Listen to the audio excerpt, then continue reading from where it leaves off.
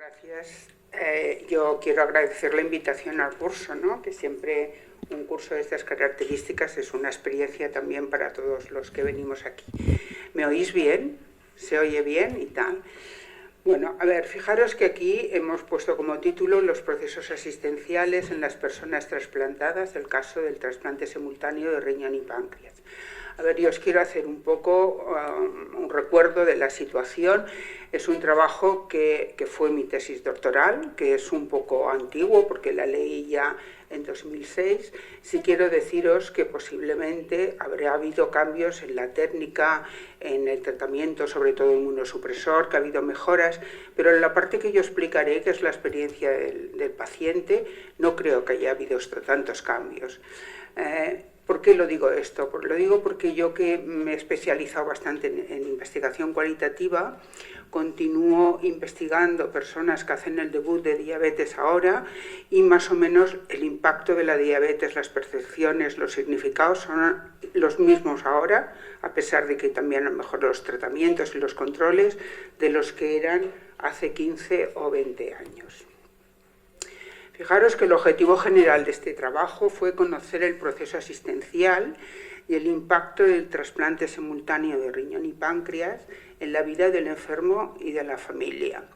Fijaros que hablamos de trasplante simultáneo de riñón y páncreas, y este trasplante, no sé si lo sabéis, pero lo vamos a recordar, se hace exclusivamente en pacientes que tienen una diabetes y que, como consecuencia de la diabetes, hacen una nefropatía diabética y una insuficiencia renal terminal y necesitan un trasplante. La mayoría de trasplantes de páncreas que se hacen entonces y todavía ahora son simultáneos. ¿Vale? Es decir, se hacen algunos aislados de páncreas, pero sería en aquellos casos de personas que tienen una diabetes muy lábil, muy complicada, que tienen descompensaciones muy frecuentes, hipoglicemias asintomáticas y tal, o en pacientes que previamente ya tenían un trasplante renal, pero son los mínimos casos. En general, en estos pacientes se hace un trasplante simultáneo de riñón y páncreas. ¿Cuál es la explicación? Fijaros, la explicación es que no se considera que el páncreas y el riñón sean órganos vitales. Esto es una diferencia con el otro tipo de trasplantes, por ejemplo el corazón o el hígado. Es decir, tanto el riñón como el páncreas tienen tratamiento sustitutivo, ¿no? Por una parte la insulina y por otra parte la diálisis. Por lo tanto, este trasplante no es bien para salvar la vida del paciente, sino sobre todo para mejorar sus complicaciones y su calidad de vida. Aunque evidentemente yo diría que también le salva en gran parte la vida, porque los enfermos con estas complicaciones sin trasplante tendrían muy mal pronóstico a corto plazo. Pero el objetivo fundamental es mejorar la calidad de vida de estas personas. Bueno, no me voy a entretener en la metodología, que no viene al caso, pero sí deciros que en este proyecto se hicieron 3 estudios, ¿no? Un estudio descriptivo para ver qué tipo de pacientes tenían acceso, cuáles eran los que se trasplantaban de riñón y páncreas, un estudio cualitativo de tipo etnográfico, que es en el que nos centraremos esta tarde, y un estudio de calidad de vida comparativo que comparaba la calidad de vida de las personas trasplantadas con la calidad de vida de los que estaban en lista de espera de este tipo de trasplantes. Simplemente para que veáis un poco el tipo de personas que había. Fijaros que se estudiaron los pacientes de 5 años, a pesar de que el trabajo terminó en 2006, se cogieron con 3 años de antigüedad para que aquellas personas ya tuviéramos una experiencia de los resultados. Cogimos todas las personas trasplantadas en Cataluña y en Andalucía, porque eran las 2 únicas comunidades que tenían registro de trasplantes y es donde podíamos saber los números, ¿no? Los datos. Ver que en total se hicieron 136 trasplantes de riñón y páncreas, que son muy pocos en 5 años, si lo comparáis con otro tipo de trasplantes, lo cual quiere decir la dificultad, ¿no? o un poco la excepcionalidad de este tipo de trasplantes. También vemos que había más hombres que mujeres, pero esto se debe a que la nefropatía diabética tiene más prevalencia en hombres que en mujeres, simplemente era por esto. Bueno, esta vamos a pasar. Fijaros que nos vamos a centrar en esta segunda fase, que es la parte cualitativa, que es la percepción de los pacientes y de los familiares, ¿no? También no me voy a entretener en esto, ya hemos dicho que era un estudio etnográfico, sí pensar que los informantes, o sea, las personas que participaron en el estudio, fueron 10 enfermos con trasplante simultáneo de riñón y páncreas y 5 cuidadores principales de estos pacientes, 10 enfermos con diabetes e insuficiencia renal terminal que estaban en lista de espera de este tipo de trasplante y 5 cuidadores, 2 enfermos que habían sido trasplantados pero a los cuales les había fallado los 2 injertos, tanto el páncreas como el riñón, 6 médicos y 6 enfermeras. Nos pasamos los datos metodológicos. Vale, fijaros que lo primero que nos dimos cuenta es que este proyecto estaba financiado por el FIES, ¿no? Y todos los objetivos que tenía iban dirigidos a conocer la experiencia del trasplante. Pero cuando empezamos a hacer las entrevistas, lo primero que vimos es que los enfermos lo que nos centraban su experiencia, sus preocupaciones, lo que hablaban era sobre todo de la enfermedad. Eran de la diabetes, de las complicaciones. Ellos podían hablar 2 horas de la diabetes y decían, y al final me hicieron un trasplante, ¿vale? Y esto nos hizo reflexionar y ver que realmente no se podía entender la experiencia del trasplante si no entendíamos y comprendíamos la experiencia de enfermedad. Es decir, lo que les había motivado a trasplantarse, la valoración que hacían de los resultados, todo estaba en función de su historia pasada y si no, no tenía sentido. Yo creo que esto puede ser una reflexión general para cualquier tipo de personas trasplantadas.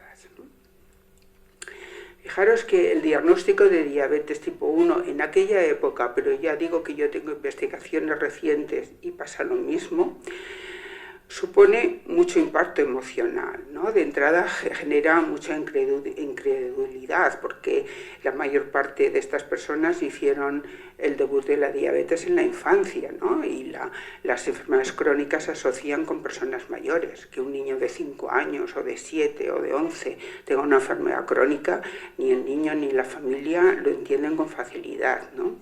Percepción de gravedad, sobre todo asociada al tratamiento con insulina, ¿Veis? Seguro que en vuestra experiencia veréis que muchos pacientes que tienen una diabetes tipo 2 dicen yo tengo el azúcar alto, no dicen tengo diabetes, ¿no? En cambio, cuando llevan insulina sí que tienen conciencia de gravedad y de enfermedad, entonces son diabéticos, ¿no? Muchos dicen, yo antes solo tenía un poco alto el azúcar, pero ahora ya me tengo que poner insulina porque ahora soy diabético, ¿no? Un cambio de hábitos, no solamente en los niños o en las personas afectadas, sino en la familia.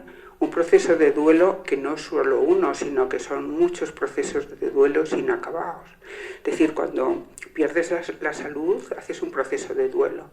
Pero estas personas hacen el proceso de duelo en el diagnóstico, después hacen un proceso de duelo por las cosas perdidas reales o imaginarias del pasado y del futuro, cuando se enfrentan a la escuela, a los problemas, podré estudiar, podré tener hijos, Otro proceso de duelo cuando empiezan las complicaciones, otro proceso de duelo cuando tienen que ingresar por cualquier cosa, es decir, que son como muchos duelos inacabados, ¿vale? Produce estigma, antes era sano y ahora estoy enfermo, y produce una amenaza continua, ¿no? De complicaciones no solo a corto plazo, sino también a largo plazo, que son las que crean más morbilidad y mortalidad. Se produce una ruptura entre el antes y el después, ¿no? La enfermedad, decimos, incorpora la identidad de la persona y la persona ya dice soy diabético, es como si llevara una etiqueta, o sea, antes no lo era, pero ahora ya lo soy, ¿no? Fijaros, por ejemplo, esta expresión de esta mujer que dice ya nada fue igual, tener una diabetes te marca y te condiciona todo.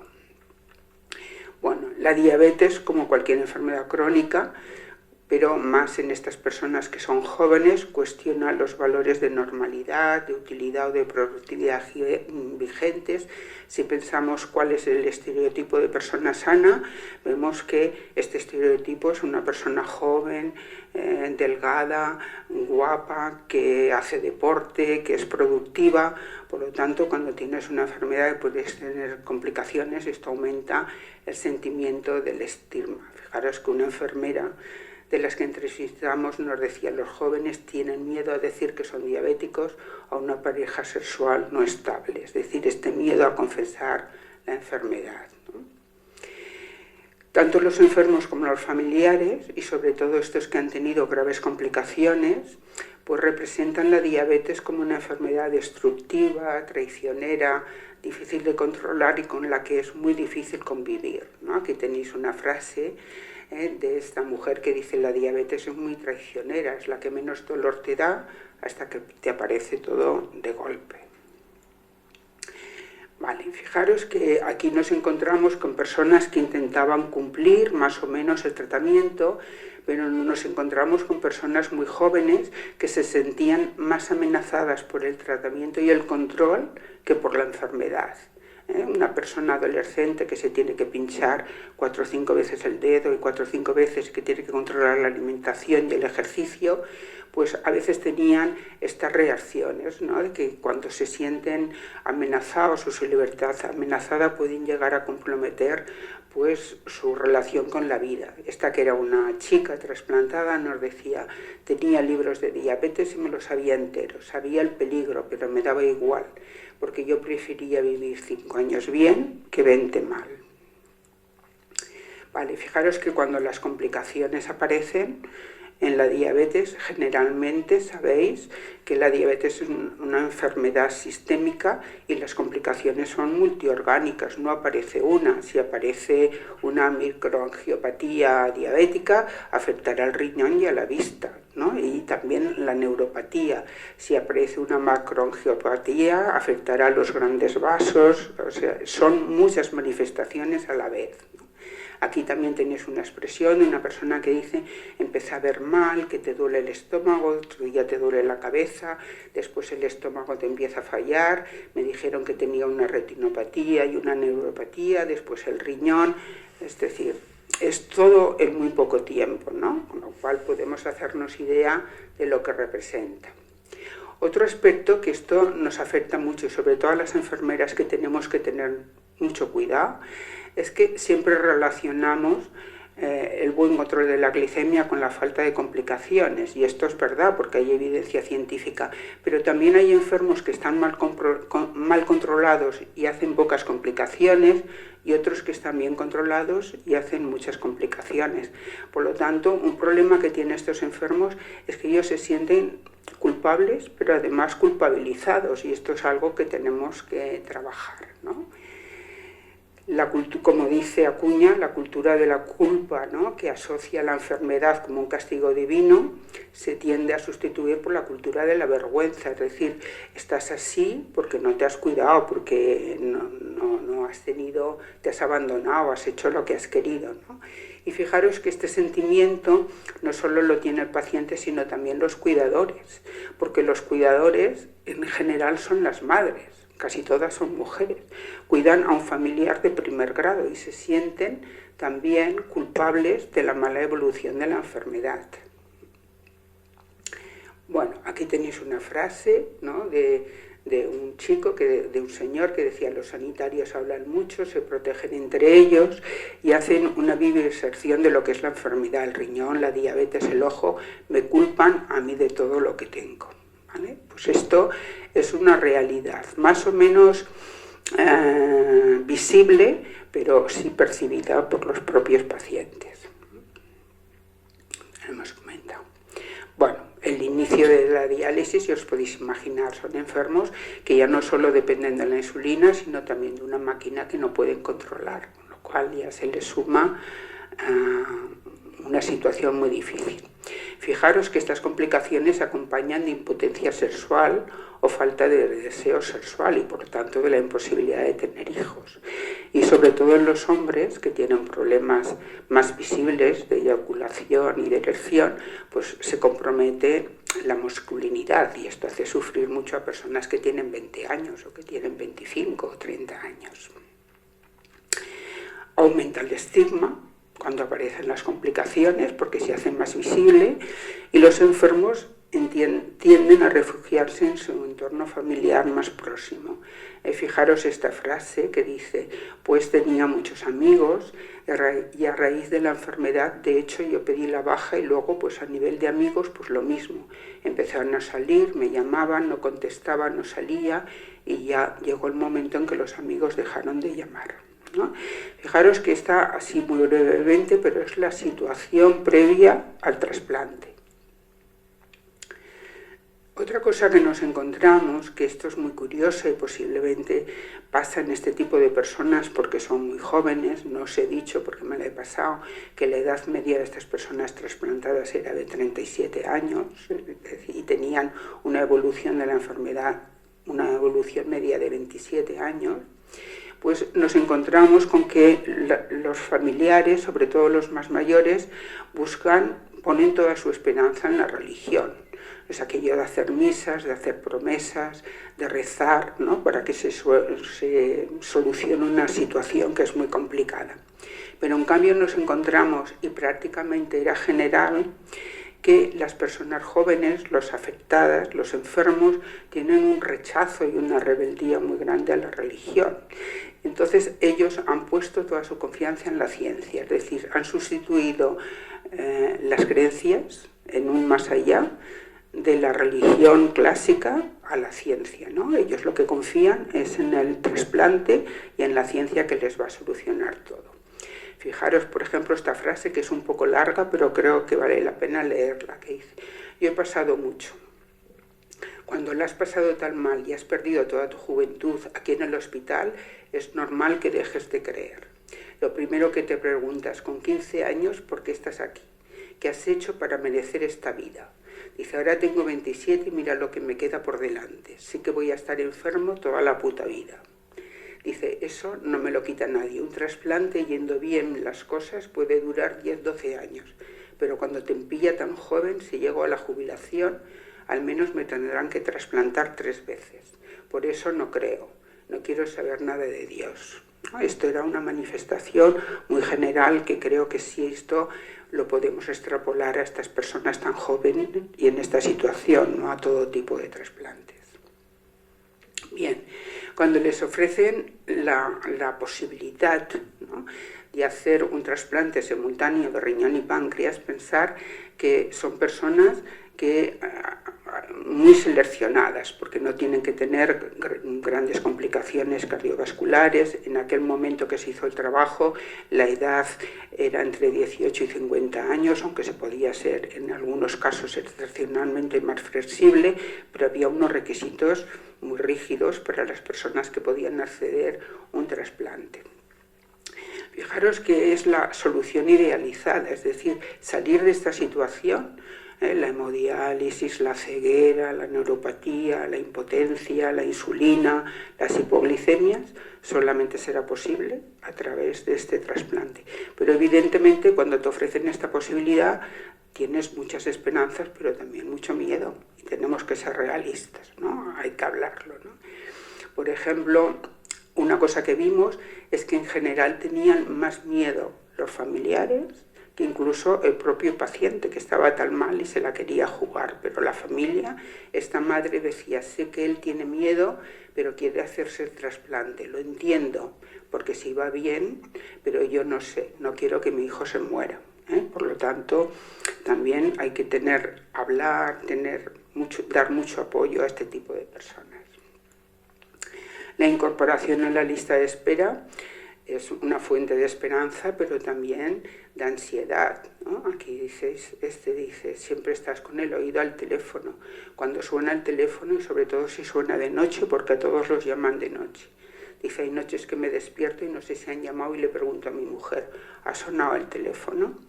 También pensar que el trasplante de riñón y páncreas se suele hacer del mismo donante y se suelen seleccionar donantes jóvenes, los más jóvenes y los que están en mejor estado, porque el páncreas es un órgano complicado de trasplantar. Por lo tanto, las personas tienen muchas ganas de hacerse el trasplante, pero también sienten culpabilidad. No es aquello que dicen, sé que soy egoísta, porque una persona tiene que morir, pero quiero que llegue ya, no es lo que te dicen, ¿no? Con lo cual hay muchas manifestaciones que se hablan muy poco, sobre todo tanto de los médicos, pero yo creo que las enfermeras tenemos un campo para hablar aquí, que se habla muy poco y que representan problemas emocionales que pueden ser importantes. Bueno, vamos a pasar. También lo que vimos es que, aunque esperan mucho la llamada, en el momento que se produce, también es un impacto terrible, porque la gente tiene miedo, es lo que estábamos explicando. Es decir, que además se exige que estas decisiones que sean muy trascendentales, que ya lo han decidido previamente y ya se les ha explicado, pero en aquel momento tienen que decir el sí definitivo, lo tienen que decir en muy poco tiempo, y muchos de ellos, estos trasplantes que se hacían en el Hospital Clínico de Barcelona, las personas trasplantadas venían de toda España. Por lo tanto, cuando los llaman, lo primero que tenían que coger era un transporte para desplazarse lo más rápidamente posible. Ellos, la expresión que pudimos detectar como más general era como una especie de bloqueo, que decían, no sé si estaba contento o no, pero yo quería que pasara, ¿no? Que las cosas pasaran. Fijaros que esto las enfermeras que reciben al enfermo y en trasplante también lo expresan. Dicen, sí que están asustados y nerviosos, aunque también están contentos. Dice, yo creo que ni ellos mismos saben cómo están. Vale. Fijaros que este trabajo habíamos hecho diferentes hipótesis, ¿no? Una era que este trasplante simultáneo de riñón y de páncreas transforma la vida cotidiana de los pacientes y de las familias, ¿no? Efectivamente, si tiene éxito, fijaros, el paciente deja de ponerse la insulina, deja de ser diabético y deja de estar en diálisis, ¿no? Y para definir esta situación, los enfermos, las palabras que utilizan es milagro, volver a nacer o revivir. Imaginar que en un trasplante cardíaco, en un trasplante hepático, la enfermedad puede tener un tiempo, pero relativo, pero estos es que vuelven a una situación que no tenían desde que tenían a lo mejor 5 o 7 años cuando hicieron el diagnóstico de diabetes o el debut. Por lo tanto, es una vida que no habían tenido nunca. Lo que vemos también es que esta vivencia del trasplante conduce a una reestructuración de la experiencia de estos pacientes, ¿no? Hemos dicho que cuando les dicen que les pueden hacer esta intervención, sienten miedo, pero vencen estos temores replanteándose la situación tal y sus valores. Por ejemplo, te decían, lo que sea va a ser mucho mejor que lo que es ahora, con lo cual tienen clarísimo que como están en aquel momento no pueden estar y que por lo tanto tienen que probar una solución que esperan que vaya bien.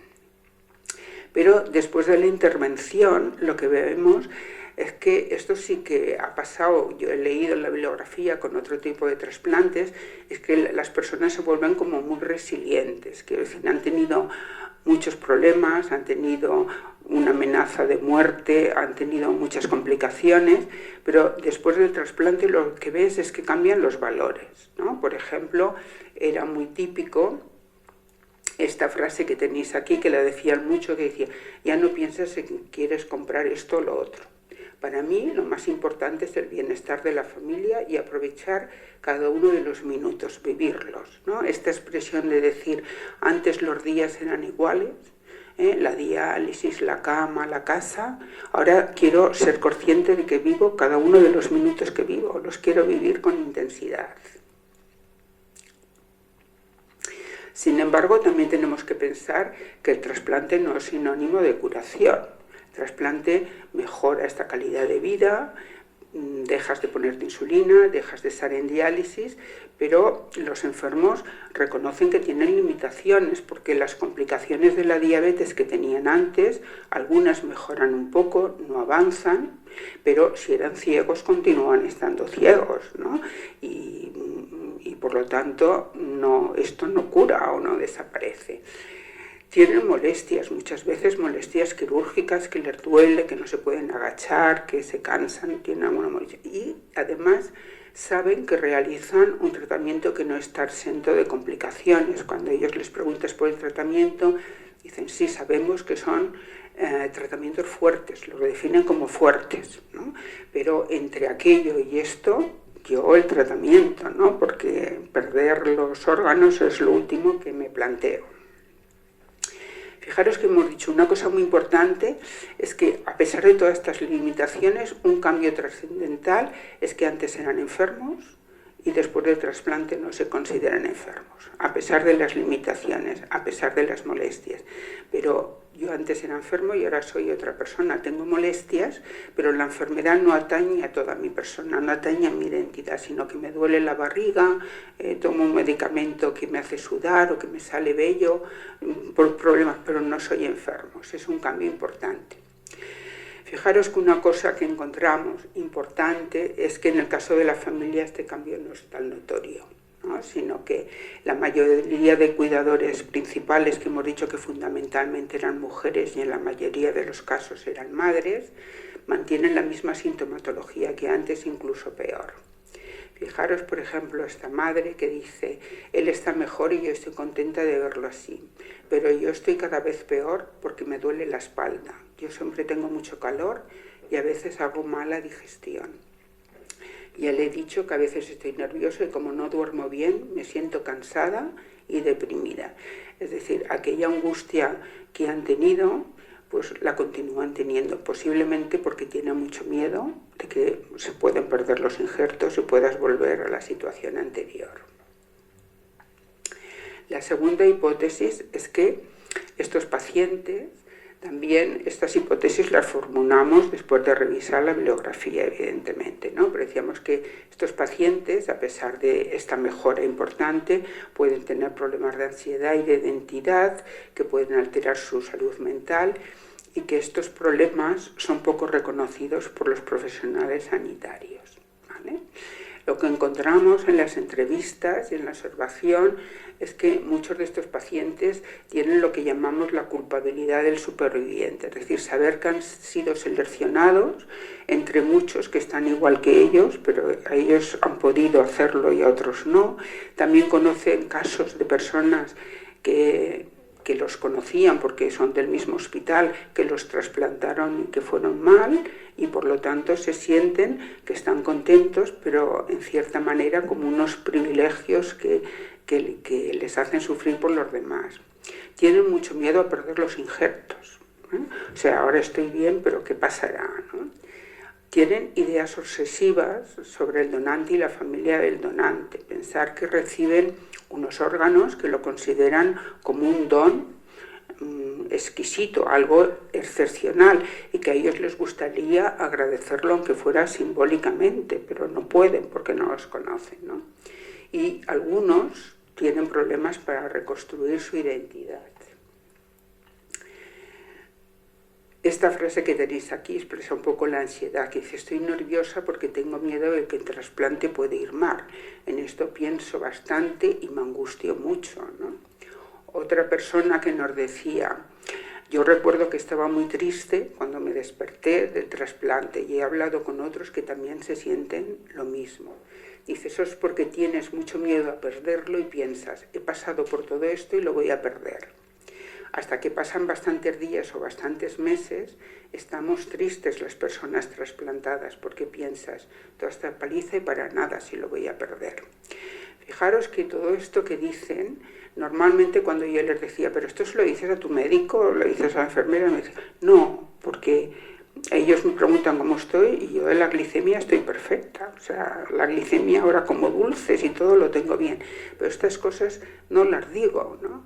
Claro, aquí falta un personal quizá intermedio, ¿no? Que posiblemente A mí cuando me dicen un psicólogo digo posiblemente sería útil un psicólogo, pero pensar que una enfermera puede hacer mucho de psicólogo y además tiene una relación que no es puntual como la del psicólogo, sino que está allí y a veces simplemente hablando o comentando o aclarando cosas, la función que hacemos puede ser muy importante.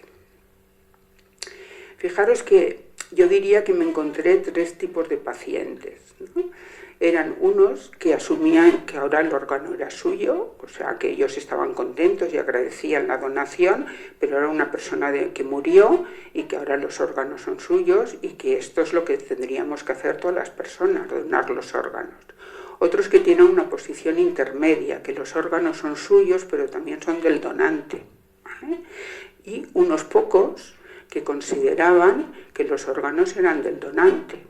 Fijaros que esto de cara a la identidad personal puede crear un problema importante de personalidad, de identidad, un problema emocional. Por ejemplo, tenemos esta frase de una chica de 28 años trasplantada que nos decía: nos acordamos mucho de ese chico. Dice, lo llamamos Jesús, le habían puesto un nombre. Dice, y en casa hablamos mucho de él y le hacemos misas. Dice, yo llevo su riñón y su páncreas y sueño con él muchas veces. Fijaros que no dice, ahora llevo su páncreas o vivo, sino es su páncreas y su riñón, ¿no? Y ella, recuerdo específicamente esta chica que me decía, es que yo lo veo en sueños y yo estoy segura que es él, ¿vale? Que se me presenta. Quiero decir que son pocos casos, pero que hay algunos casos pues que hay esta alteración o esta cosa que se tendría que hablar más. Estas ideas obsesionantes sobre cómo será el donante y tal, a veces aparecen incluso antes de la intervención, ¿no? Ya digo que son casos excepcionales, pero que existen, ¿no? Por el aspecto metafísico que supone pues, la vida y la muerte, el órgano de otra persona. Todo esto hay creencias muy enraizadas, ¿no? En las personas pues, que hacen que todavía haya muchos mitos sobre esto, ¿no? Esta persona nos decía, claro que quiero hacerme el trasplante, pero tengo miedo, porque pienso que no sé, a lo mejor después cuando duerma se me aparece y me toca, y me da miedo. Es decir, son casos excepcionales, pero no los podemos olvidar, porque de 10 salían 2, con lo cual son excepcionales, pero no tanto. ¿Vale? Fijaros que otros pacientes expresan miedo, pero también confianza en la ciencia, ¿no? Hemos dicho que sustituyen la religión por la ciencia. Dice, yo confío en el futuro porque la medicina avanza mucho. Y si esto fallara, yo sé que hay embriones de los que sacarán órganos, y si no, órganos de cerdos. Igual, toda mi fe, toda mi esperanza está en la ciencia, ¿no? Esto era bastante típico, ¿eh? Ya digo que son personas jóvenes que posiblemente tienen una relación que sean tan jóvenes. Y otras son muy sabias y hacen esta reestructuración de los valores y lo que quieren vivir es el presente. Esto lo tendríamos que hacer todos, aunque no nos hubieran trasplantado, no sufrir por el futuro ni por el pasado, sino intentar vivir el presente, ¿no? Por ejemplo, esta decía, yo no tengo miedo del futuro, no pienso si podrá haber algún problema porque quiero vivir el presente, ¿no? Disfrutar de este momento.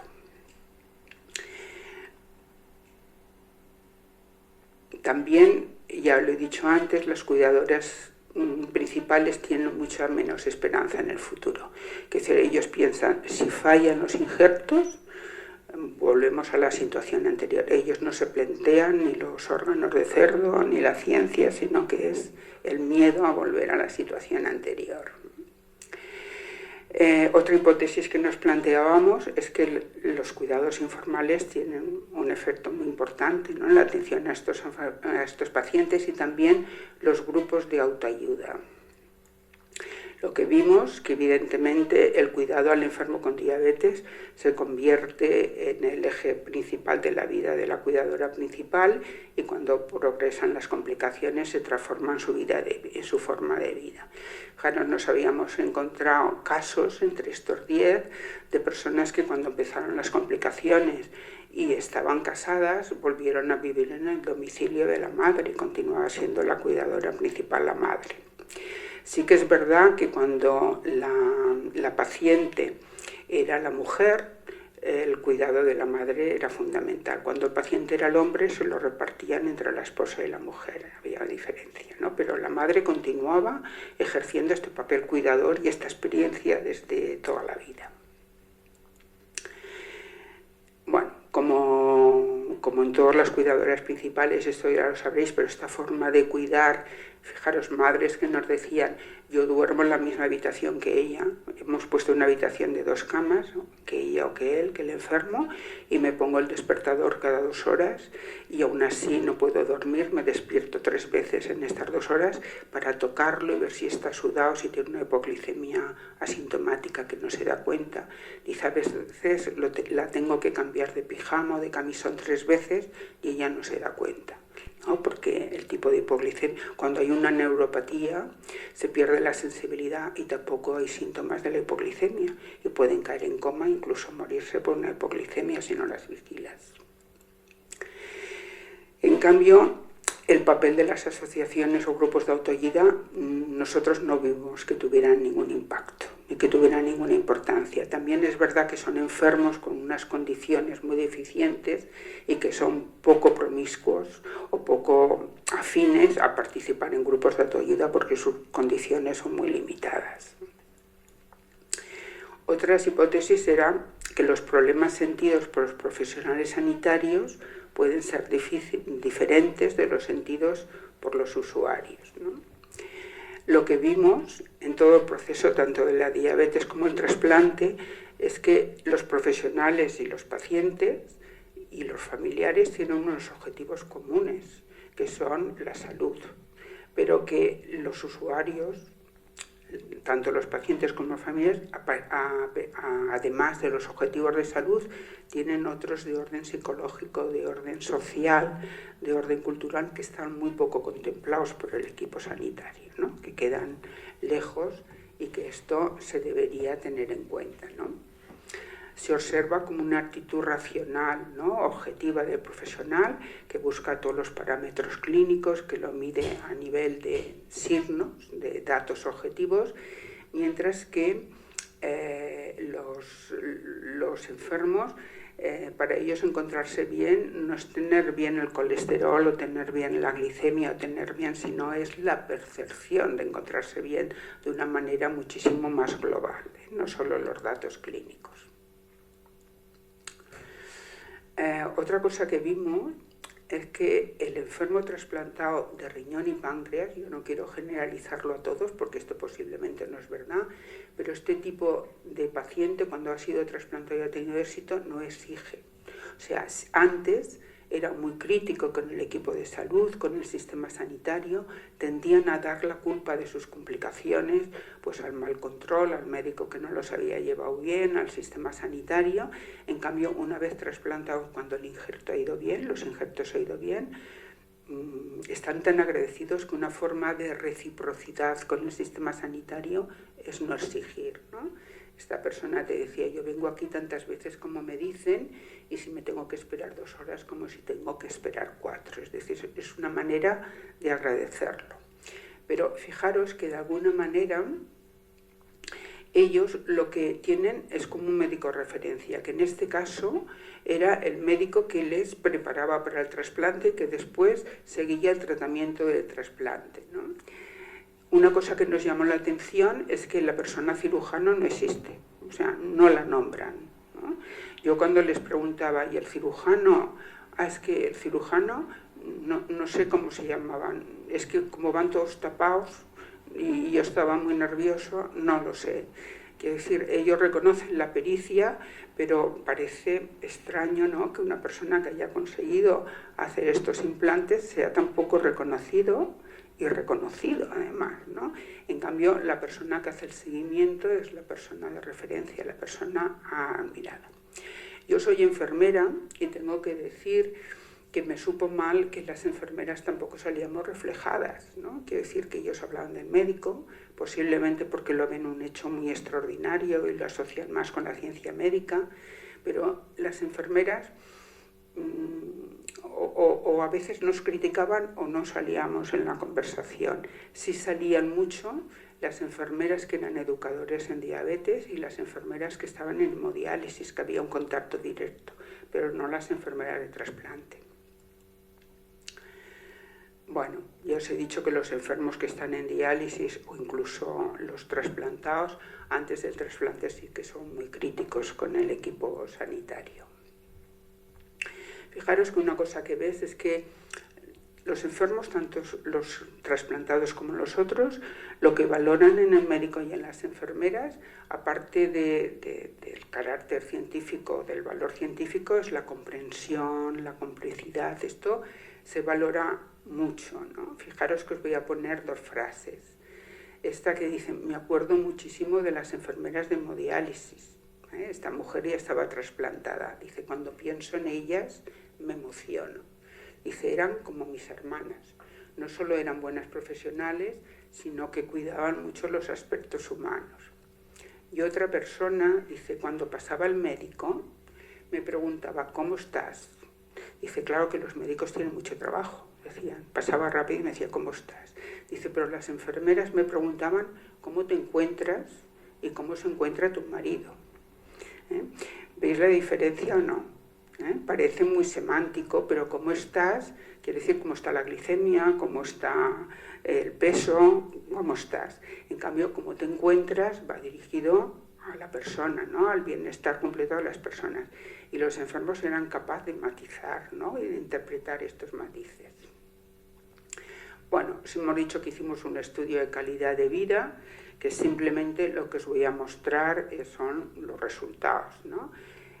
Para que lo veáis. Fijaros que aquí estaban los enfermos en diálisis y aquí estaban los enfermos trasplantados. Y como veis, la calidad de vida en todas las dimensiones era muy superior en los enfermos trasplantados que los que estaban en lista de espera, con diferencias significativas en todas las dimensiones. Vale, como conclusión, decir que el trasplante simultáneo de riñón y páncreas mejora la calidad de vida de los enfermos muchísimo, y que esta percepción de cambio de vida global se concreta tanto en cambios físicos como psicológicos y sociales. Los enfermos tienen molestias, limitaciones, problemas psicológicos y de identidad, pero ellos no se consideran enfermos, no se sienten enfermos. El papel de la familia es fundamental, pero su sintomatología no mejora, al contrario del paciente después del trasplante. Y sí que vemos que en esta relación asistencial, que es muy científica, muy tecnificada, continúa predominando un modelo biomédico que favorece el estudio del cuerpo, los datos objetivos, y privilegia el saber del experto, ¿no? En la relación terapéutica, ¿no? Los enfermos, en el fondo, son muy dependientes del médico, ¿no? Y los profesionales de enfermería deberían ejercer un papel más activo, tanto antes y después del trasplante, en la atención y educación de estos pacientes. No olvidar que, aparte de estas mejoras, pues tienen estos problemas que hemos detectado, que evidentemente, si pudiéramos afrontarlos y hablarlos y racionarlos, a veces la persona, solamente con contar su experiencia, ya esto, simplemente el contarlo, ya ayuda a que él mismo se entienda mejor. De alguna manera se considera que este tipo de entrevistas ya son terapéuticas, porque el enfermo hace como una descarga de todo y tú lo escuchas y él se puede llegar a entender lo que le pasa de una manera mejor. Como futuras líneas de investigación, pues tendríamos que profundizar en el estudio de los problemas de identidad y en los trastornos emocionales que tienen las personas trasplantadas, investigar también el proceso del trasplante en la familia y en las cuidadoras principales, triangular los estudios de calidad de vida con metodología cualitativa, porque esto facilita profundizar más en la experiencia del enfermo, introducir la perspectiva de género, porque sí que vimos que había diferencias entre hombres y mujeres, ¿no? Para entender por qué unos tienen mejor calidad de vida que otros, ¿no? Que esto se encontró. Y nada más, muchas gracias. Ahora, si queréis preguntar algo o hacer algún comentario. A ver. Las personas que han comentado allí,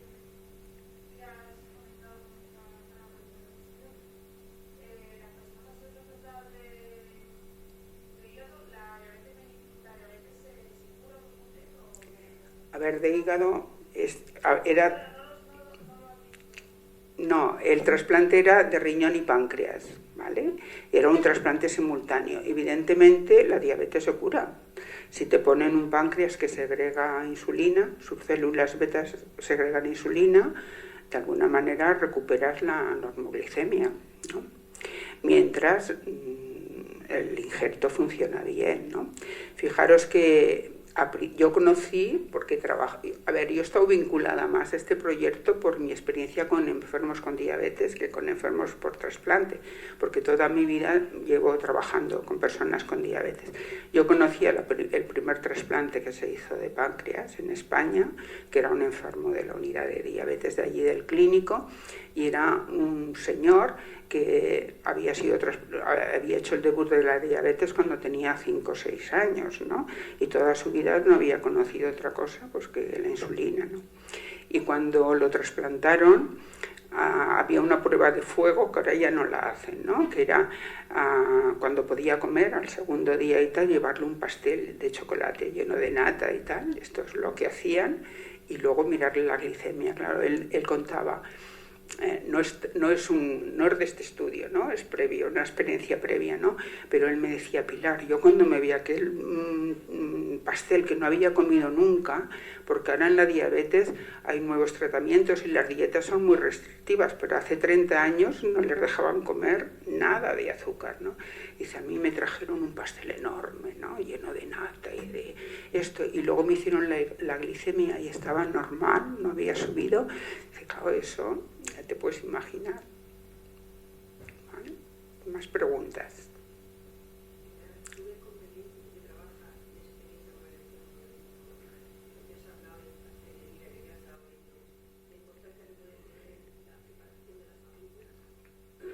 Para el trasplante, yo creo que sí. A ver, yo creo que cuando se va a hacer este tipo de trasplantes, evidentemente hay muchas pruebas diagnósticas al enfermo. Uno de los requisitos es que no tenga problemas mentales graves, porque si una persona que está muy desequilibrada tampoco va a optar a este tipo. Y también se informa a la familia. Lo que pasa es que yo, cuando hablaba con la doctora, que es la que lleva estos trasplantes, y yo le decía: oye, mira, a ti te hablan del donante, me decía: no, es que nosotros del donante no hablamos, o sea, nosotros no hablamos del donante, ¿no? Entonces, los enfermos lo que aprenden, pero no solo en el trasplante, yo creo que lo aprenden con la diabetes y lo aprenden con cualquier otra patología, aprenden la relación que es más beneficiosa para ellos con el médico, ¿no? Y entonces, si el médico no les pregunta, ellos no hablan porque están muy agradecidos, porque han mejorado mucho, eso no lo podemos olvidar. Y por lo tanto, ellos mismos reconocen que esos problemas son secundarios. Y como son secundarios y el médico no habla, ellos tampoco hablan. Yo creo que sí que alguien tendría que preguntarles por estos problemas, ¿no? No esperar que hablaran, sino preguntarles: ¿cómo estás? ¿Duermes bien? No sé, ¿cómo te encuentras? ¿Qué piensas? ¿No? ¿Qué es lo que ha pasado? Y tal. Porque realmente yo conozco este proyecto porque lo hice yo, pero yo he leído bibliografía y, bueno, pues algunas veces, que es lo que decíamos antes, estas creencias, ¿no? Esta cosa metafísica de la vida y la muerte y tal, está muy metida en la cultura de las personas. Entonces pueden hacer interpretaciones que les pueden hacer sufrir o padecer. Entonces, si las hablamos abiertamente, ¿no? Pues yo creo que sí. O sea, hablar abiertamente, y yo creo que el papel de la enfermera es muy importante. A mí me sorprendió mucho, ya os digo, porque en diabetes y en hemodiálisis el papel de la enfermera es muy reconocido. Y en trasplante segurísimo que es importantísimo el papel de la enfermera, porque los cuidados que ejerce antes y después, y en la coordinación y tal, pero no es reconocido, porque es una experiencia científico-técnica de muy elevado nivel, y entonces ven más al médico, a pesar de que también es curioso, ya digo que el cirujano lo reconocía un poco, ¿no? Más cosas.